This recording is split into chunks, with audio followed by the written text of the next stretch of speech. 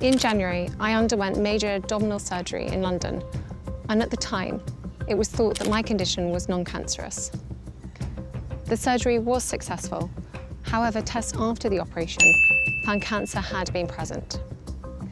My medical team therefore advised that I should undergo a course of preventative chemotherapy, and I'm now in the early stages of that treatment. The future Queen of England sat in a salon chair, foils on her head, and somehow the internet treated it like a constitutional crisis. A few shades lighter, and suddenly we're not debating a blowout. We're debating monarchy, illness, femininity, grief, appropriate beauty, and whether a royal is allowed to change her hair without filing a parliamentary bill. That's the circus we walked into. And yes, we're going right into the ring because there's real conversation here. Where does a woman's autonomy end and an institution's expectations begin? Is lightening your hair as a royal a harmless refresh or a brand risk for the crown? Let's talk about what changed, what didn't, and why a handful of toners stirred up more culture war smoke than a state dinner. We put on a sort of brave-faced stoicism through treatment.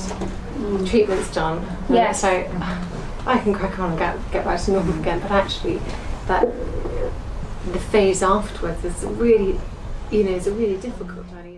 First, the obvious. Catherine has gone lighter. Not platinum, not dramatic streaks, but a discernible lift into blonde territory. If you've seen the images and thought, is that a wig? No. Set the wig rumor down gently and back away. You can literally see her deeper brunette at the roots peeking through as the style moves. That's normal grow out, not a lace front. You also don't see the usual texture shift or density change that gives wigs away on high-resolution lenses.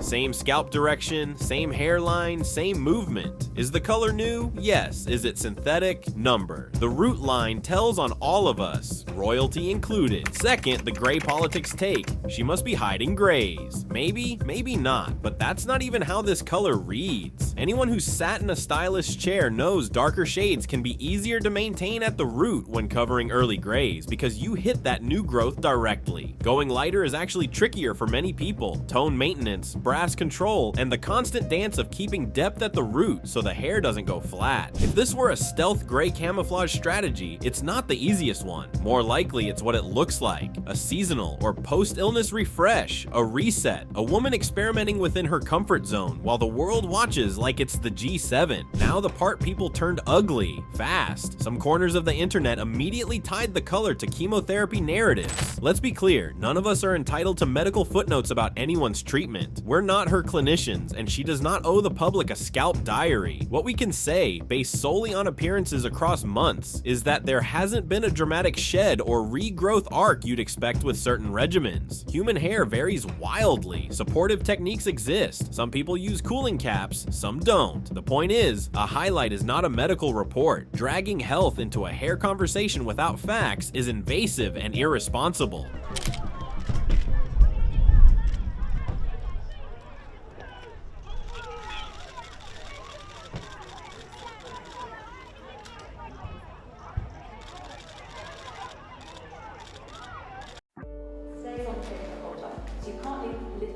Well, a huge welcome to the family. Duchess and Duke and Alan J.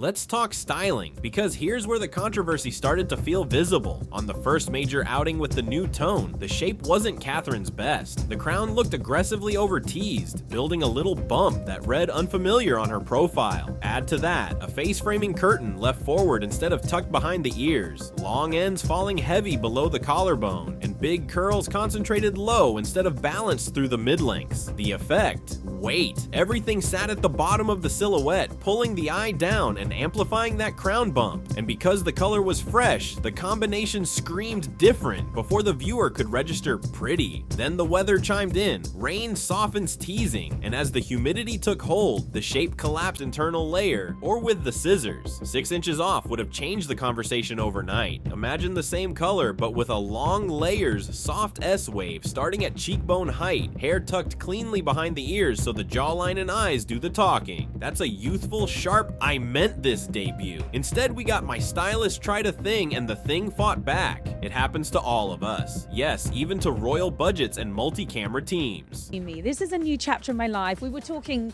recently about the new house and how that marked a new chapter for them. This is a new return to work with a new Kate. And I think it's quite a common thing with celebrities. We often see them go blonder and lighter.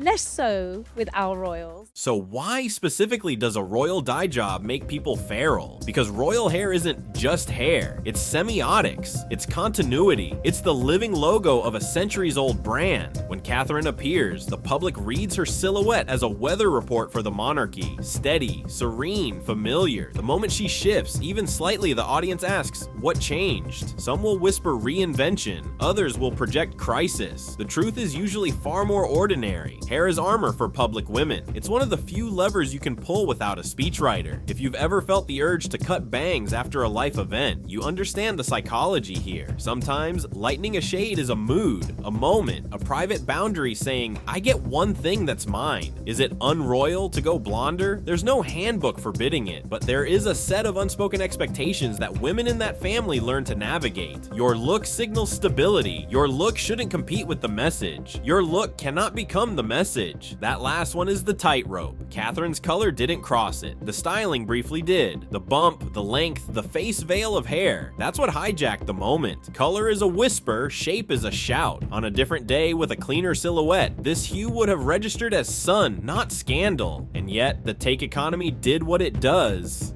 Out came the wig threads, the chemo threads, the conspiracy threads, some piled on with a cruelty that doesn't deserve to be amplified.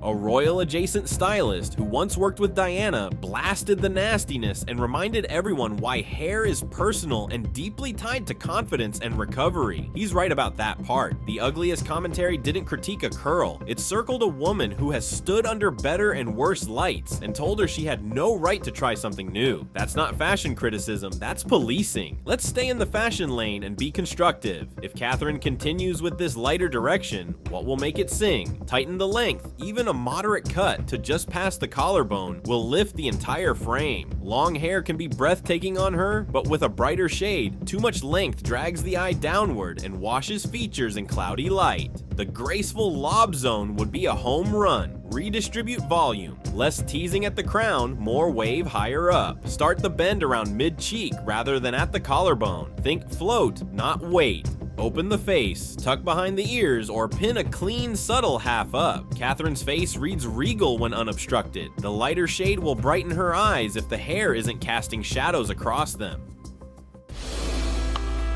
How are you finding it? Awful. Kate's big announcement today, she is officially in remission, focused on recovery and taking the time to, quote, adjust to a new normal. This as she made a surprise visit to the Royal Marsden Hospital in London this morning, where she received her own cancer treatment and finished chemo 4 months ago. Refine the tone. Cool ash reflects differently than golden. With her undertones, a neutral beige or cool sand glaze will keep brass at bay and prevent the doll hair effect under flash. Adjust the makeup wardrobe. Brows may need one step deeper or cooler to balance the lighter frame. Blush should move slightly rosier or mauve, not too peach, to avoid disappearing against the new tone. Lips, a soft berry or rose brown beats a sheer nude when hair goes blonder. That's not vanity, that's color theory. There's also the practical. Lighter hair is honest. It shows every styling choice. That crown bump read like a megaphone because the pale highlights caught every ridge of teasing. Darker brunette eats texture. Blonde broadcasts it. The lesson isn't never tease, it's strategically tease. And Alan J. Going to choose was So much for coming. I'm so sorry. There's also the mean girls phenomenon worth naming. Much of the loudest derision came from other women. It's painful and familiar. The stylist who spoke out wasn't wrong to call for empathy. There's a line between taste and cruelty. You can say, the crown bump wasn't flattering without diagnosing strangers or dragging a family's private medical chapter into a hairstyle. You can prefer the chocolate brunette era while giving grace to a woman testing where she feels most like herself today. Tell me what you think without turning a style note into a character trial. style? Do you prefer the richer brunette? Do you see the potential in the lighter shade with a different cut? Would you trim, tone cooler, tuck behind the ears? Drop your takes below, but keep them about hair, not humanity. Because the real scandal this week wasn't a color change. It was how fast we forgot that women, royal or not, get to have a new season on their heads without being dragged for it. And if you've ever walked out of a salon thinking maybe next time, then you already know exactly how Catherine felt at the curb when the wind hit that crown.